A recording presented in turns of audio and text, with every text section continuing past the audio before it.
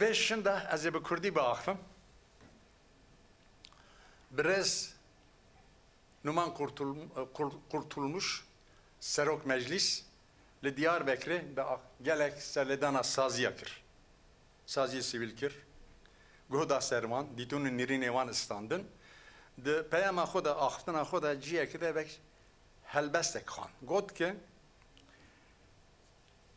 behev rabın, dil be dil, dest be dest, aştib ve be dest.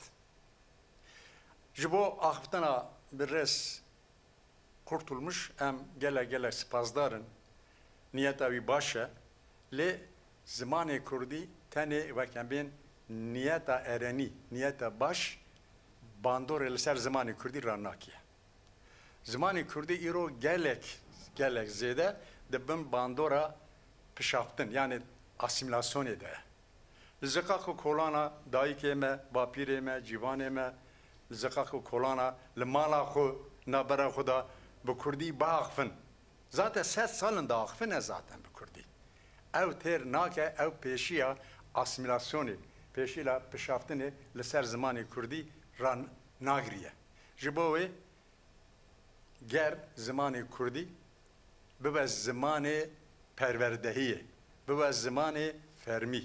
Yani destura bingehide madde çelu düddü ger beguhartın o peşiyavi vebeke zamanı Kurdi dibistana yakem de hatta nizanigehe bu embejin zamanı perverdeyi. Eğer ev gaban ne avıttın geliyor Kurt dayıkı bapireme çıkazı malbata kul zekaku kolana bu Kurdi bağfın cadı nıkanın peşiyap şaftını asimilasyonu birin. Didivi ev kimnake em dizanın zamanı Kurdi gerek bu zamanaki fermi لگلک دولت امزانن صدیر حبتوی دولت دادا یکی زیادت زمان فرمی هنن او لدیجی زمان ترکی نه زمان ترکی زمانه کی سرکه ام دزانن لی گرک تنشتاوی زمان کردیزی bu زمان فرمی